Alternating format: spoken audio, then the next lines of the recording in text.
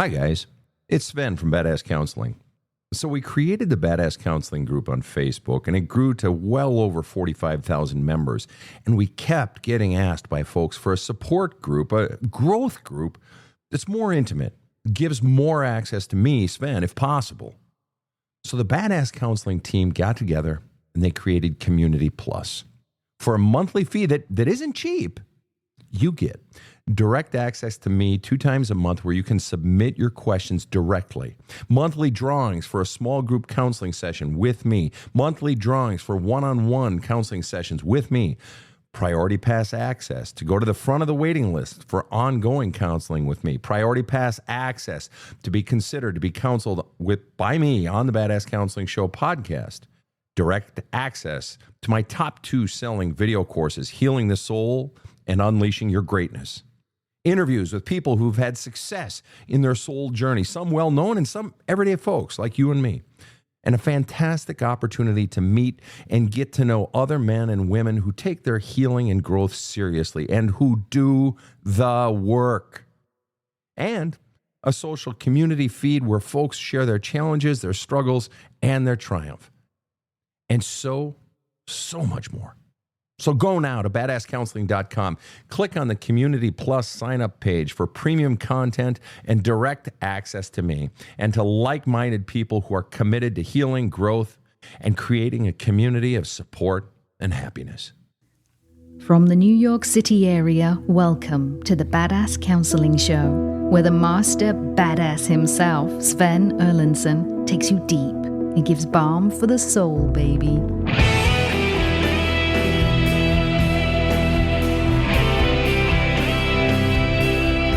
Welcome to the Badass Counseling Show, another lightning round of the Badass Counseling Show. Whether you are tuning in from Sault Ste. Marie or Wingham, Ontario, perhaps you are checking in from California or from Brisbane, it's great to have you here, no matter where you are checking in from. We put out 2 shows a week, our Thursday counseling episodes and our Sunday Q&A episodes. And this is a Q&A episode. I am one of our Q&A episodes. I am joined in studio by KC over in the booth.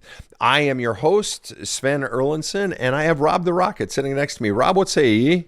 Always glad to be here for therapy-adjacent conversations for complicated humans. I love it. And we do this work because we believe healing shouldn't have to take a long time. All right, we are taking people's questions, and we've already had quite a few fired in at us. The first one that we had come in before we even got started was from user 818-596-1854-524 on TikTok, who asked the question, how do I conquer my fear?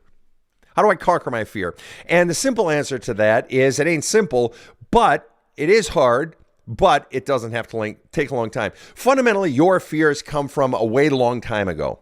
They all do. And the way we drill down to them is by fundamentally starting and saying, well, okay, what's my fear? The fear that presents itself, let's just say it's fear of failure, all right? Well, that fear of failure comes from some origin back there. And the way we find that is I then ask you the next question. So let's assume you do fail. Then what's your fear? What do you mean by that? Well, what would happen if you did fail that you fear even more than the failure itself? What is the thing that would happen that would be really, really bad that you fear so much? Whose judgment do you fear? Or what do you fear people thinking about you? And we'd drill into that. And then you would answer that. And then I'd say, well, what would that feel like? And then I might ask questions like, well, when was the first time you had that experience? And we're going down and going down and going down. What you're trying to find is origins. The way we conquer fears is by finding origins of those fears, beginnings. Your fear of failure, your fear of being alone, it didn't start fucking yesterday. It didn't start fucking last week. It started way back there. And it's not about going back to blame. It's about going back to find fucking origins. And that's why I wrote my book, There's a Hole in My Love Cup, to literally step you through this exact fucking process. And it doesn't have to take a long time, but you do have to go fucking deep in order to get those answers. And the more you do it, you begin to develop momentum, but you have to go deep and you have to begin to flush all that shit out. And that's when you get to momentum. And that's when the courage starts to come in, because those fears are no longer grabbing you from that far, far past, those very ones that have been possessing you for so long. All right. Oh, this is a good one. Here's a new one. Monocycleta. That's a tricky name right there, all right?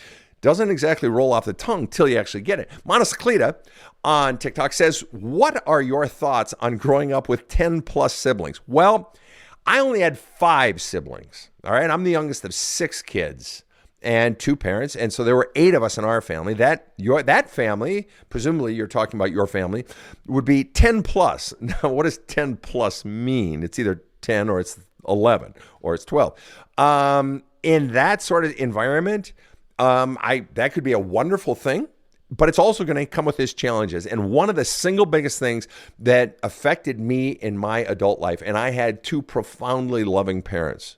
Really, I was so blessed. Anybody who knows Leroy and Charlotte Erlinson when they were still alive knows that they were wonderful people and wonderful parents. All right, really just good people. They'd grown up farm country, and dad became a pastor, but the good kind, just a humble guy, et cetera, et cetera. But the problem was they had 6 kids. That's the problem.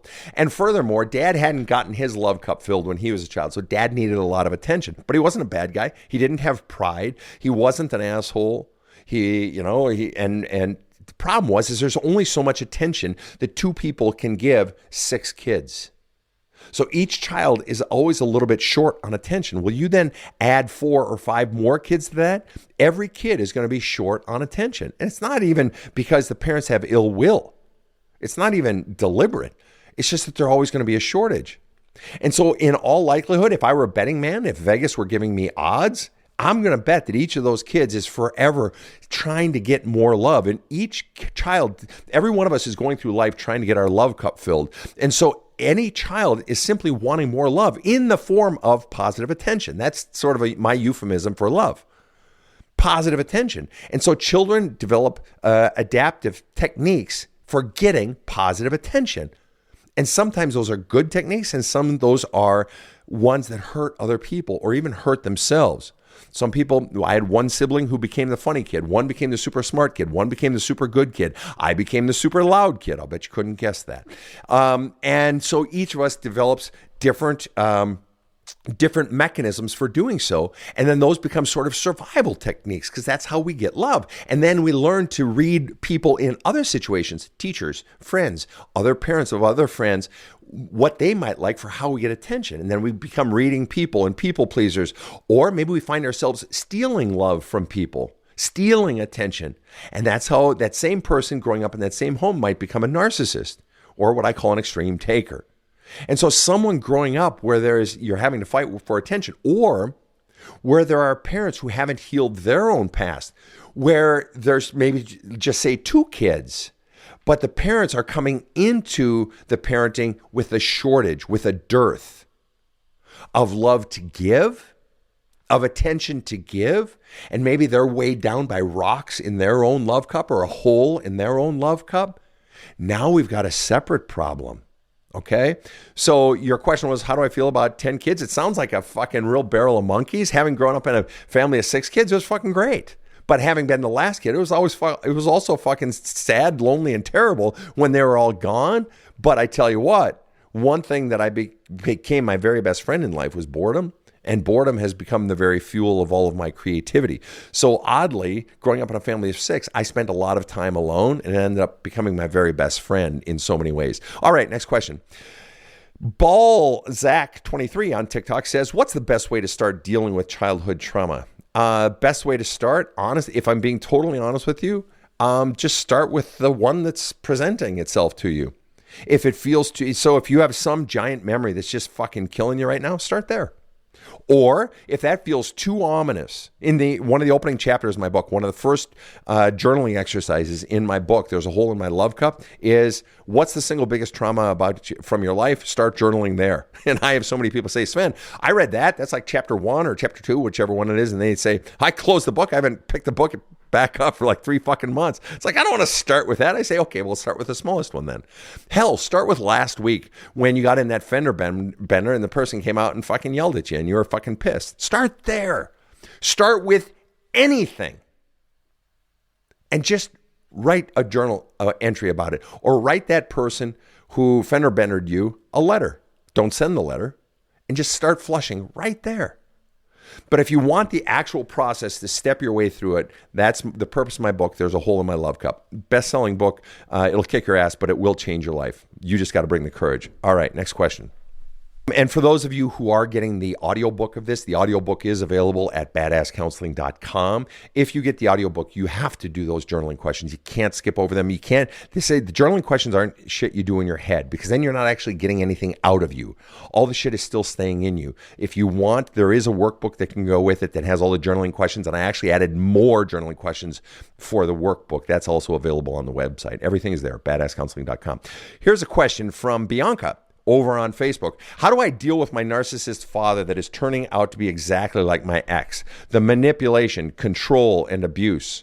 Well, you've got two problems, Bianca, in that situation. At least two. Obviously, there's a million, but it's fundamentally two. You say, how do I deal with my narcissist father that is turning out to be exactly like my ex? First of all, your narcissist father isn't turning out to be exactly like your ex.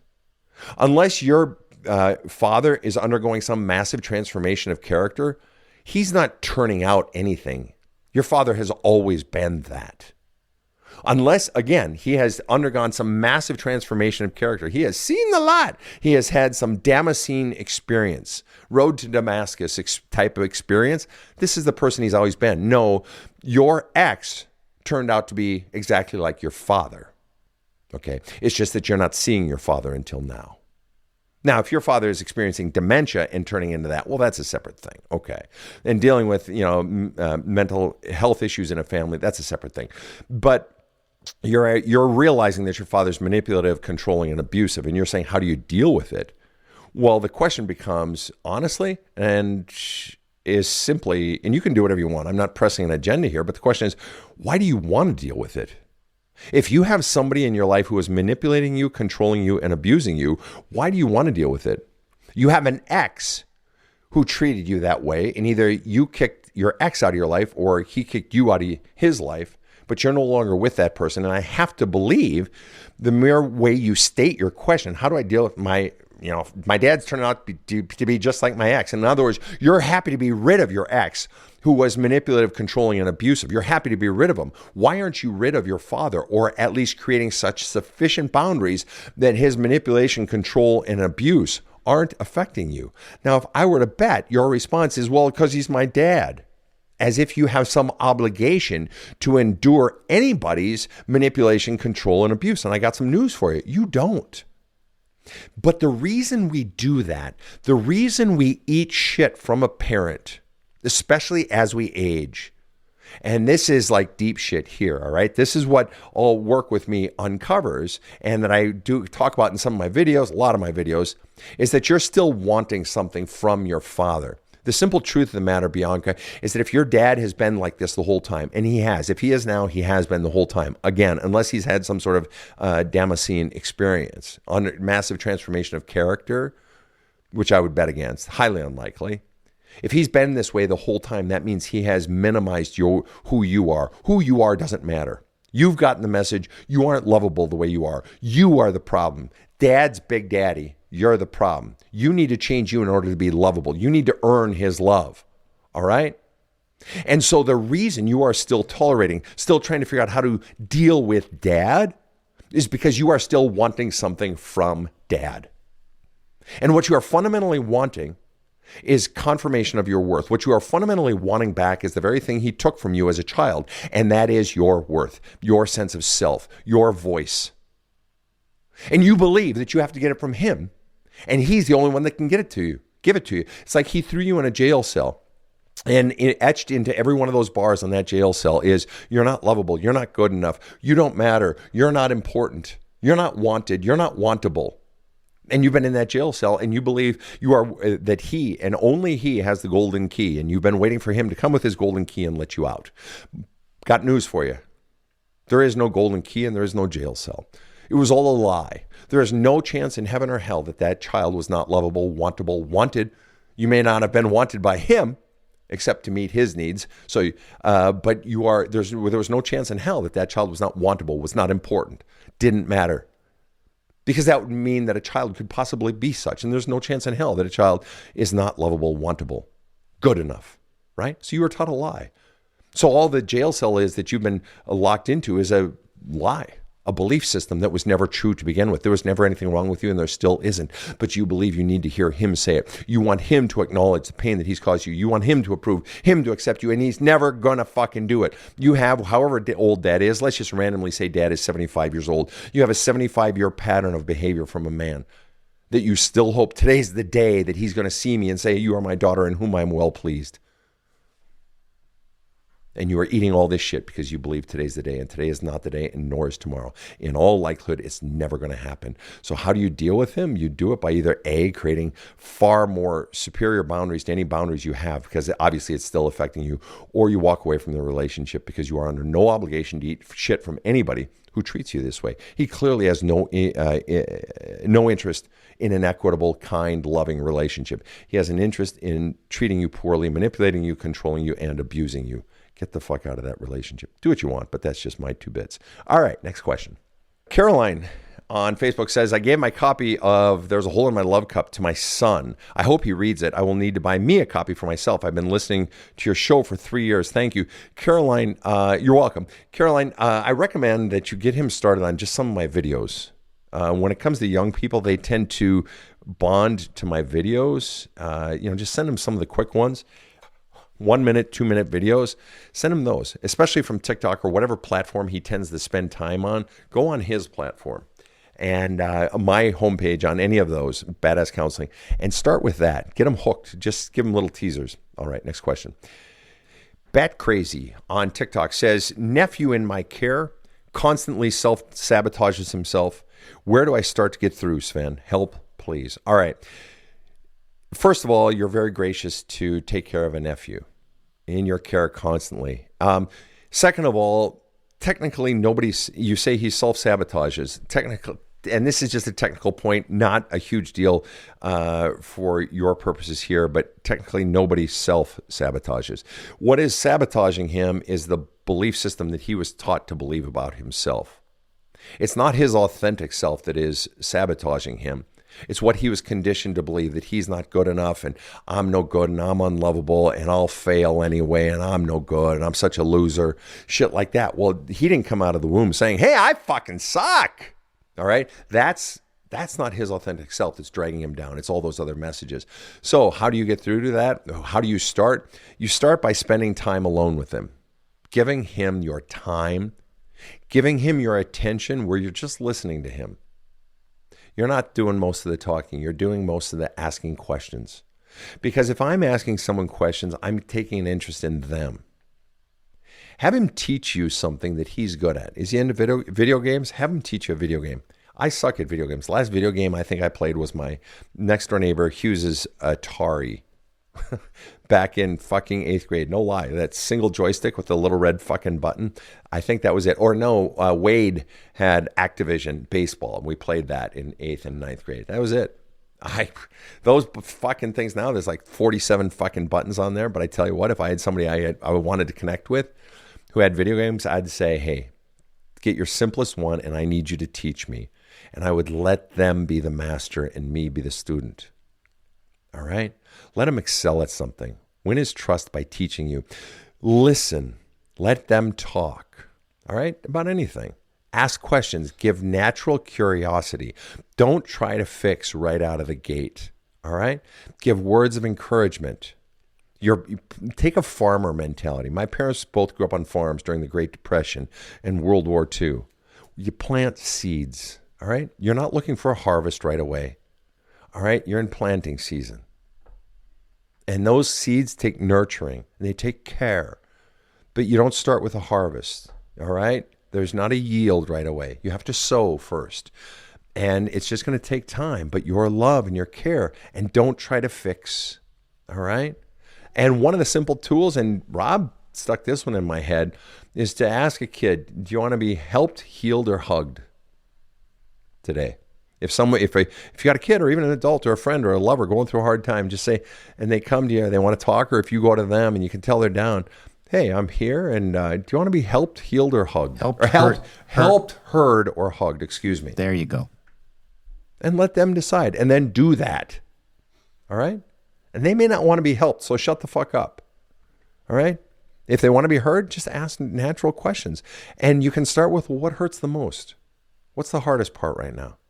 What's the scariest part? And ask follow-up questions. Just let them talk. And don't try to share something from your own life as a way to sort of bond with them. Well, I went through that too, and then tell your story. This isn't about fucking you. Okay? All right, next question. I always say that if you want to get someone to like you, get them to teach you something. I love that. I love that. Here we go. User 878 on TikTok says, is wanting to stay home and not really wanting to hang around people on my free time a trauma response? Sure. I don't know how it helps you, though, to, even if it is a trauma response or isn't a trauma response, how does that necessarily help you? Nothing wrong with asking that question. Not a bad question. I can see how it might help you. I guess the deeper question I'm wondering is, what is it you're really trying to figure out? It almost sounds like you're asking, is it okay? Am I normal? Is this wrong? Is this bad? Or even, what might this be pointing to? Wanting to stay home and not really wanting to hang around people on your free time, sometimes that is just fucking wonderful. I know Rob has had those times. Rob, do you like ever just being on your own and away from people? Absolutely has its place. Absolutely. And especially if you're in a career field or work where you're around people all the time, or maybe you've gone through a long stretch of life where you've given out so much energy, you've pumped so much into other people that you just want to be alone and recharge your batteries. Recharge your batteries is right. Take a long walk by yourself. That's it. And maybe you need months, maybe you need a year by yourself, maybe longer, whatever. But what it's really about, all of this work that we do on self, and I had to just tell a longstanding client who comes back to me for a checkup about every 5 months, and I had to remind her, hey, the purpose of all of our work together is for you to trust that inner voice, that intuition, your soul's voice, and have the courage to act on it, to hear it and to heed it, and then to let go of the results. All right? And it's the courage to heed it. It's the courage to hear it and to heed it. Even when it's saying something that you maybe have never done before or feels weird, or maybe, am I bad for doing it? So if your soul is calling you to rest, fucking rest. Do you want to be alone? Fucking be alone. It's trusting your soul. Why? Because that is your authentic self. And let me tell you something. You'll know what is your authentic self because it will yield one of two feelings, or sometimes both. And it's either the calm/peace/relief food group, that if this decision or this path you're considering or this choice yields either calm or peace or a sense of relief, it is you. Or if it yields exuberance, excitement, energy, it is you. Anything else, not you. Next question. All right, but before I do, we are going to take a quick break. I'm in a really healthy relationship now with someone I trust, but that wasn't always my story. I was married for 12 years and there was cheating, a lot of it. And even though I've moved on, I realized I hadn't actually healed. That stuff doesn't just disappear. It shows up in fear, in doubt, in the way you love. I started reading Cheating Sucks because I didn't want my past to sabotage my current relationship. And for the first time, I feel like I understand what happened and how to finally let it go. Cheating Sucks. Available in paperback and audiobook at badasscounseling.com. This show provides soul counseling intended to entertain and inform and is not medical advice.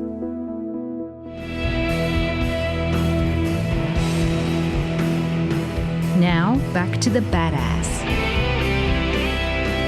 And we are back with the Badass Counseling Show. Lightning round. The Stig has arrived. Ask the question on TikTok. Both of my parents are narcissistic. And on this show, just so everyone knows, that is a psychological term. I substitute the phrase that I use in my books, extreme taker. Both my parents are extreme takers, all kinds of abuse minus sexual abuse. They tried to use the legal system. They won 48-hour monthly visits. I still have mixed emotions about them. Okay, that's what I know they will never change. How do I let go? Okay. The fact that you went through all of that, first of all, I'm sorry you had to go through all of that, all right? And it sounds like you're obviously an adult now. And the fact that you went through all of that and you know they'll never change, and yet you're struggling with how do I let go? Okay. It's fascinating because what it reveals is you're having trouble letting go of someone who wronged you. That must mean there's something that ties you to them. Well, what ties you to them is that love. And what ties you to them is that thing I was talking about earlier, is that desire to get something from them. And what you're wanting from them isn't just the love, but the confirmation of your worth. The very thing that they took away from you by making their lives narcissistic or extreme takers, or it's all about me, the parent, and you, child, exist to serve me and to meet my ego needs and to listen to my problems and give me all the attention, whatever it was. All right? And so what you're wanting is for them to give you that positive attention. What you're wanting is that love and that connection that confirms your worth. But you said they're never going to change, which is a powerful realization to have. And it's simultaneously depressing and it's liberating because finally your life is now yours because you've spent your whole life trying to get that attention, trying to get that love. And it's depressing to know you're never going to get it. But now it's also liberating because you realize, wow, now I can just live my life without trying to win it from them or constantly try to win it from other people. And so your question is, how do I let go? You let go by holding on as tightly as you can. What does that mean? What it means is you write all your love letters to your parents and you don't send them. You write all those letters of longing and how you wish they would love you and how you miss them so much. And you write in those how much you hate them, how angry you are at them, all of your fucking emotion. You pour it the fuck out. 1 letter, 2 letters, 4 letters, 14 letters, all of those letters, and you don't send them, and you keep flushing it out, because it is all of your feelings that are keeping you connected. It is your emotions that are keeping you connected, and the more you do that, what happens, and that's what it means to hold on tightly. It's to feel all of those feelings and flush them as you're writing, and as you do that more and more, your fist will begin to open up, and you'll find yourself effortlessly letting go. All right, next question.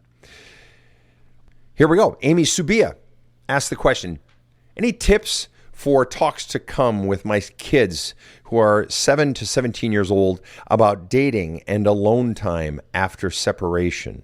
Okay, so you have separated, obviously, and about your dating and needing alone time after separation. I assume you're saying not them dating, right?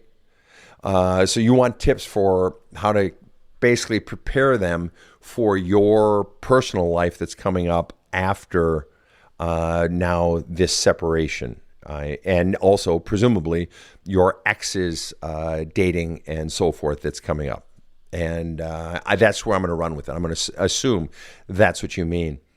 Yes, some tips. First of all, the first tip is not for them, and you have confirmed, yes, that is what it is. Okay, Amy, thank you. Got it. The mere fact that you are talking about dating and you guys aren't divorced yet, my first response is, Amy, you got to slow down. And maybe it's not you, maybe it's your ex. And you can't control whether or not your ex slows down. But if you got kids that are between 7 and 17, the last fucking thing they need, and the fact that you're even asking these questions about your children shows that you care about their emotional state, that you care about their soul's healing. And that's fantastic, Amy. And I love that about you. God bless you for that. I want to give you a big hug for that one. And I mean that. That's wunderbar.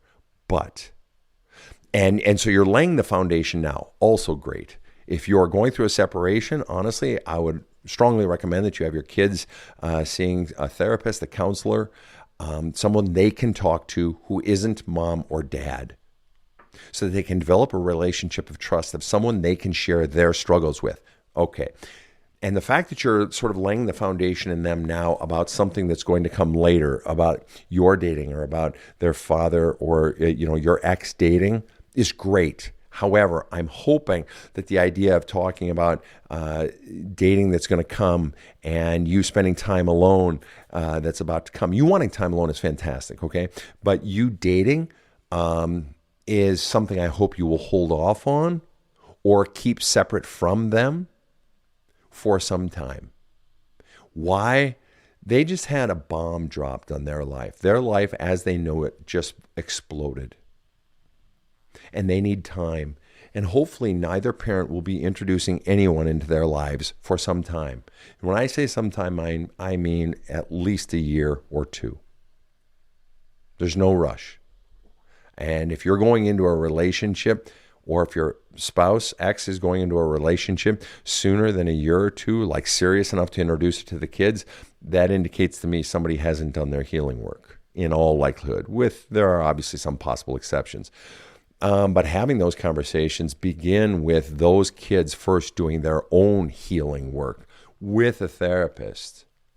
Your older ones should definitely be journaling.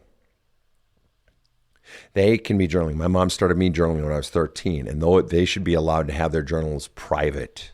That means you don't fucking read them, Mom. And hopefully the other spouse won't either. Or they can put them in an encrypted file in their computer. But the bottom line is they need to be flushing out their stuff, because nothing is going to create pain for them more than your shit dumping onto them, but nothing is going to cause that pain to accumulate more than them not having a point of exit for that pain and their struggles and their fears and their worries and their anxieties. And so they need to have points of egress for that. Do more listening than talking. All right. So when those times come, when you have maybe met someone, or you talked about wanting time alone, great. Take your time alone. As long as you have to have time alone for yourself. And draw a hard boundary there. Mommy needs time alone. And, talk amongst yourselves sort of thing. I've got you guys set up with a babysitter or whatever it is, but I need time alone. Then great, take that time alone. And you need that. If that's what you need to recharge your batteries, fantastic. But this is not the time to begin a whole new love life, because they can't handle it. That'll be whiplash for them. I'm serious. All right. But the biggest thing you can do for them is to heal your own stuff, but also be listening, getting them to talk about how they're feeling, giving them safe space to let their feelings out more and more. Next question. And Brian Peterson here says, similar situation. He's glad that Amy asked that question. You're welcome, Amy. You're welcome. Okay. User 851379 says, I left my almost 20-year relationship to an extreme taker. I never saw how much he was controlling until now. Yeah. And it's not just hindsight gives you 20/20 vision, but being out of something. When you're in something and when all those feelings are in you and you're in such immediate proximity, you can't see nearly as well as when you're removed from something. It's like, holy shit.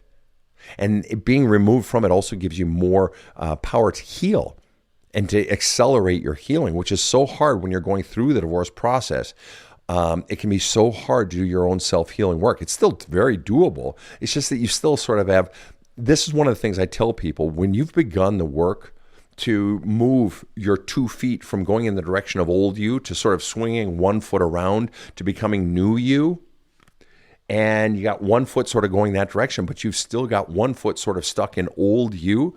What that other foot, that back foot, is doing is it's cleaning up the messes that were made by the decisions from old you and who old you was and what old you believed. But what old you believed was conditioned by what old you was taught to believe about themselves. So it wasn't even the real you. It was the you that you were taught, conditioned to be. So you're having to clean up all those messes of who you were conditioned to be before you can swing around and fully become your authentic self. And it's that cleaning up those old messes, that's the sticky, hairy, hard, stinky, crappy, pain in the ass part. And you're in that transition. It's like, fuck, I wish I could just go fully forward as authentic me. That would be great, except you're having to clean up those messages from conditioned me. All right. Sven, when I was in that exact situation of 1 foot in and 1 foot out, yeah, I literally broke my ankle. Isn't that interesting? That's right. Isn't that interesting? Wow. Powerful metaphor, huh? I guess. Yeah. Stacy Dawson on Facebook asked the question, how often have you seen siblings' relationships fall apart once the parents pass away? Often. Frequent. Is it a common thing? Yes. 2 of mine have shut me out, and I have tried the past 12 years to mend, but I'm sick of being rejected. It's so hard. Funny, it's funny you bring that up, Stacy, because I consider myself so fortunate that when my parents passed away, They both passed away within about a year and a half of each other at the age of 92 and 93 ages. I consider myself so fortunate that the six of us siblings actually got sort of closer. I think just because our parents never forced family on us, never forced anything on us, and it was just their love and all of our love of them, and that we grew up in a loving home and a respectful home. I had had a rift with one of my brothers, and he had had it with me, and that got mended at my father's memorial service, so it's really fascinating, and I consider myself fortunate because I know how many siblings do splinter. And that's a testament to your question. So yes, it is a somewhat common. And to your question, 2 of mine have shut me out, and I have tried the past 12 years to mend, but I'm sick of being rejected. The reason you've been trying for 12 years to mend and are now sick of it is because you're realizing you can't take it anymore. And you've tried for 12 years. That says they have something that you have wanted. And as long as someone has something that you want, they have the power to make you miserable by withholding it. And they have withheld it. And what they've had is confirmation of your worth. You've wanted positive attention. That confirms your significance in their eyes. And you've been wanting that. And that's kind of what I was wanting from that same brother, okay, that I was telling you about. And when you don't get it, you keep trying. You try harder, you try harder. And that's when that gives them even more power. It's like, fuck you, you little snot. Right. And you kept trying, but now you're sick of trying. Because if you get rejected enough, eventually the soul rises up and says, no. And that is you finally finding your own voice. So you walking away, you retracting from your siblings is you actually finally finding your authentic voice. You're under no obligation to keep changing someone who doesn't want you. And it hurts to know they don't want me, but it's also liberating. Because now you can finally be yourself. By you finally walking away, you're actually honoring you. And Stacy follows up by saying, sisters are 12, 13, and 18 years older, and I was executor of the estate. Oh, you were set up, man. You were set up to be the bad guy. Sorry about that. And it is what it is. And you know what? If they're going to be such dicks about it, unfortunately, at some point, you got to say fuck them and get on with your life. You know, I was very blessed in that regard, too, that each of us siblings was very gracious to each other. And, you know, with certain things, my dad's college graduation ring, which was a big deal to me, and I wanted it, but I said to every one of my siblings, hey, because a couple of my siblings graduated from dad's college, I said, no way, you guys get first dibs on that. And a couple of them didn't want it, and it ended up with me. But I made sure they had first dibs, and everybody was very gracious and so forth. But you don't have to put up with someone being treating you poorly. Okay. Let's see. Here we go. Like I said, so many good questions. Here we go. We've got a mother-in-law question here, folks. This is from Hannah, and this is coming to us over on Facebook. Hannah asked the question, mother-in-law wants us to continue to have a relationship with her boyfriend/abuser. She won't leave and is upset that we have cut him off. She won't leave. So I'm going to assume mother-in-law is living with you, Hannah. Mother-in-law wants us to continue to wants us. Okay, there's a lot going on here, and that's only one sentence. Stay with me here, folks. Mother-in-law wants us to continue to have a relationship with her boyfriend/abuser. She won't leave. Oh, she won't leave him, not that she's living with you. Okay. She won't leave him, I assume, and is upset that we have cut him off. We're leaning towards cutting her off as well because she won't accept us not having a relationship with him. How should we move forward? Hannah, you know what I sometimes ask my clients? Actually, I always ask my clients this. When they feel stuck between two choices, the first question I always ask them is this. So if you were my client, I'd say, Hannah, there's no expectation of action to what I'm about to ask you. I'm just asking you a question because I'm curious. You don't have to act on this. And I'd say, Hannah, do you understand me? And you'd say, yes, Sven, I understand. I don't have to act on it. Okay, would you quit asking me? Okay, good. Got that out of the way. Then I'd say, what do you most want to do in this situation?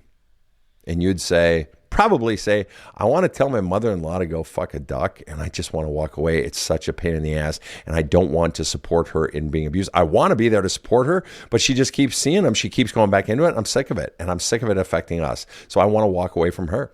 And then I would ask you, and if you were to guess, what does your husband most want to do? Well, he feels really caught and he's not sure. Yeah, I didn't ask you that question. What does he most want to do? Well, he's at the point where he just wants to walk away because he feels so bad for mom, and he basically feels like I do. And then I'd say, so isn't it fascinating you're not doing what you want to do?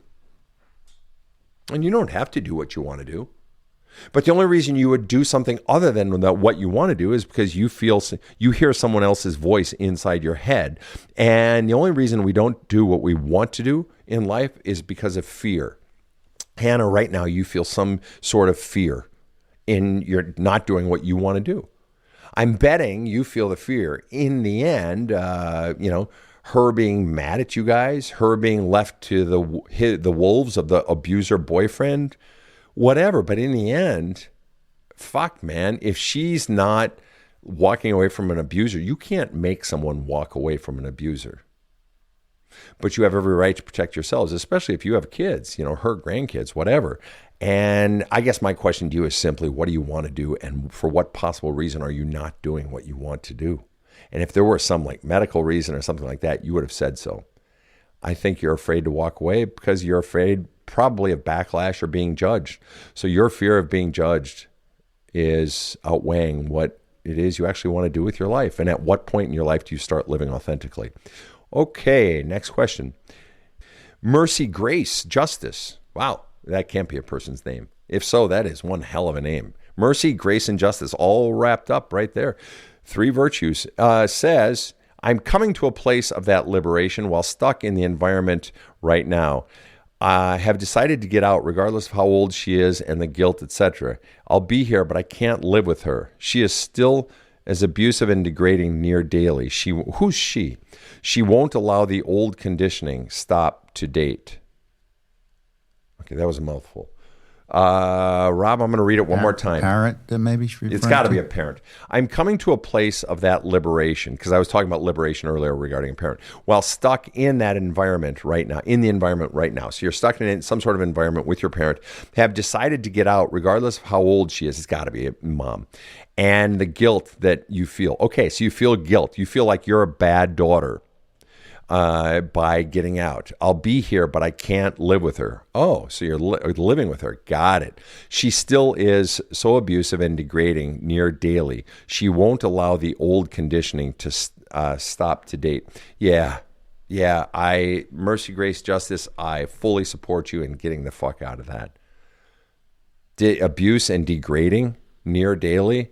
Yeah, you're under no obligation to do that. Nobody has that right. And the only reason, and I need you to listen closely to what I'm about to say, you are not the cause of your mother doing this to you. You're not the cause. However, you are allowing it at this point. And those are 2 different things. But you having the courage to walk away is your liberation. And I applaud you for that. And that takes courage. And what you need to be doing is journaling your fucking ass off to get all that guilt out of you. All right? That guilt and I'm a bad daughter. You aren't a bad daughter. You matter too, but you have been conditioned by her to believe you don't matter. And that was bullshit. There's no way you don't matter. Then or now, you do matter. You are a good person. And it's time for you to stand up and assert your worth. All right, next question. She's still also saying she's still going to be around to help her mother. Yeah, and that's fantastic. And even if you choose to curtail that at some time, that's fine too. But why live there? Well, maybe she's had to, or who knows what, or mom has made it all about her. Most likely. And pressured her. Right. No, get the fuck out. Absolutely. This is your life. Live it. Live it. George hustles and motivates over on TikTok says, when is it time to move on from a job that is consistently negative, altering who I am overall? Well, let me send this back to you, George, and you can't actually answer this because we don't actually, this isn't a sort of conversational platform here. I can't see your answer, but really, I actually have a chapter on this in my book. I talk about, who's the person's name? In my book, there's a hole in my love cup. I talk about a corporate exec who had done very well for herself, very, very well. And she said they'd gotten a new VP in or whatever it was. And all of a sudden, this VP was taking credit for all of her work. This new VP was belittling and just one of those bad situations. And she said, she put up with it for a year, et cetera, because she had grown addicted, the golden handcuffs. And she feared she wouldn't be able to match that compensation package, et cetera, et cetera. And eventually, a year later, she finally left, even though she was terrified. And I asked her the question, when did you know? She said, when did I know what, fuckhead? And I said, when did you know? When did you sense inside of yourself that it was time to go? Not when did you make the decision, but when did you have the first, when did you have the first ping on the sonar that something was askew? Not just that something was, sort of wrong in fantasy land, but that something felt off inside of you and that this is not going to work. She said, oh, Sven, I knew in the first month. And she said, but I let it go. I kept hoping it would get better. But things degenerated. My health started to degenerate. I had less time for my son. I had gotten my workday down to about 9 hours and 9.5 hours. And then it was ballooning back up to 10 and 11 and 12 hours, Sven, over the course of that year. But I knew in that first month. And so, George, you already know your answer, that if you're asking that question, that means it was time to leave a long time ago. But my question is, when did you know, George? Now, I'm going to fling this question over to Rob here. For those of you who are not familiar with our show, Rob the Rocket, who produces this show, is a retired corporate executive who actually started in radio back in college when he was at RPI, top engineering school in the country, Rensselaer Polytechnic Institute. But Rob rose in his career to be as high as senior vice president at Paramount Pictures and other high positions at other networks and so forth. So, Rob, I want to ask you, have you ever had the situation where you held on well past the freshness date in a position that you knew far earlier that it's like, I need to get the fuck out of here? There was certainly a time or two when that occurred. Yeah. And I did get myself out. What did it finally take for you to get yourself out? They put the most hated man in show business in as my boss. Oh, wow. And that was it. How long did you last with that person? Let's see, I guess about 4 or 5 months after he took credit for 6 of my deals, and I thought, okay, I'm done. Well, even though all of us want to know who that is, I'm not going to force you to out yourself or out anyone here. I would never. Okay. All right. But yes, the pain got to be way too great. And that's what it is. The pain will get so great. Change will not occur until the pain gets bad enough, George. That's one of my absolute rules. Change will not occur until the pain gets bad enough. But the grand benefit of going through that hell is that it's not as scary the third time. It's still scary the second time, but definitely not the third time. But we begin to realize as we go through it and we sense those markers again, those pings on the sonar, the next time is we know where it's going to go, that it's going to lead to that sense of hell, and we know where it's going to go. And so we catch it. So life doesn't have to be shouting at us. That maybe we catch it when it's using its inside voice. And eventually we catch it when our soul is just whispering. Or eventually we start catching it when it's just that ping. And we trust it because we know how bad it'll get if we don't. All right, one last question. JR Sum 99 asked the question, how do you start the journaling process? Just take the first thought in your mind that's negative? Yeah, that's a great start, JR. In fact, JR, I see from your little thumbnail pic there, you're a guy. So I'm betting, just being a guy, that you probably don't have any problem accessing anger. Pissed off, right? Okay. So what was the last thing you got pissed off about? Was it today when you're at the gym and you're on a rack? You're in the squat rack and somebody comes over to the squat rack and grabs one of the 25s or grabs one of the plates off your squat rack. Even though there are plenty of plates there, folks, don't ever go and grab the weight off somebody else, off a rack somebody else is using. I don't mean the actual bar they're using. Obviously, you're never going to do that. Don't take weight off somebody else's rack. Just don't. Okay. Anyway, but let's say somebody did that. Or let's say you were at the grocery store and somebody bumped your cart and didn't apologize. All right. Just anything that pissed you off. Start with that. And what you do, the simplest way, JR, is, and I used to do this when I was a trauma counselor at an airline. All right. And I got the crew when they came off, or I talked to, pilot later in the week after he got back from his different legs of the crew, or after the pilot came back, and I would find her, contact her at home, whatever it is. And I would ask them to tell me the story. So this is what you can do. You can write down the story of that incident at the gym. Okay, JR, write down just the story. I was on my rack. I was squatting. I just come off of, 4 reps at, whatever, 405. And then I racked it. And this fucking piece of shit comes over and just takes the fucking thing. And I was going to actually use that one. And it's not a big deal to walk the other 12 feet away for me to get it off, a communal rack. But it's like, who the fuck does that? And you're writing out the whole story. So write out the story first, then go down and write the feelings that you feel. Okay? And how you felt in that moment. I was pissed off at him and for doing that, and I wanted to punch him in the fucking pie hole. And I was just, it's not a big fucking deal on one hand, but it's like, do you have no fucking manners in the fucking gym? And then on top of it, the son of a bitch just left that plate on the floor. It's like, what a fucking tool bag, And the thing is the guy was a big guy who should fucking know better, blah, blah, blah, blah, blah. Write out all the feelings. Then write the story again, and then come on out of it, all right? And you can even, when you're down there talking about your feelings, you can even write the question. One of the best journaling questions is why? Why? Well, why do I feel that way? Because it's an affront to me. It's disrespectful to me. So write out that. Just start. Those are some really basic tools. Another simple tool you can use, you can grab either of my books. There's A Hole in My Love Cup, which is a powerful healing tool, all right, for your past. Or this one. This is not the deep healing tool. This is sort of Badass Wisdom is for after you've read Love Cup. Badass Wisdom is for sort of a daily one that'll take you in a bunch of different directions. But these are some tools to help you. But for just basic journaling, story, feelings, and whys, story, and then you're out.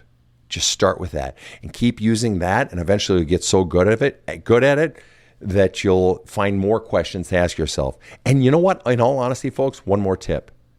Just listen to the fucking show here. Listen to the questions I ask people on the counseling episodes and steal all of my questions. Use those in your journaling. Ask them of yourself. All right. That was our last question.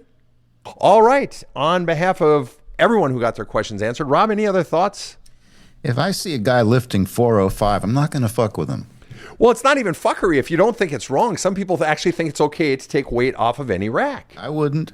Well, it's just one of those rules. Another one being shut the fuck up and do the work. Another one is don't ever give someone else advice if they didn't ask. Just some of that basic shit. But anyway, whatever. I'm a dick when it comes to gyms. But that's all I know about that. On behalf of everyone listening, I thank everyone who asks questions because it helps other people. Remember, folks, healing shouldn't take a long time. Have a kick-ass day. The Badass Counseling Show is strictly copyrighted.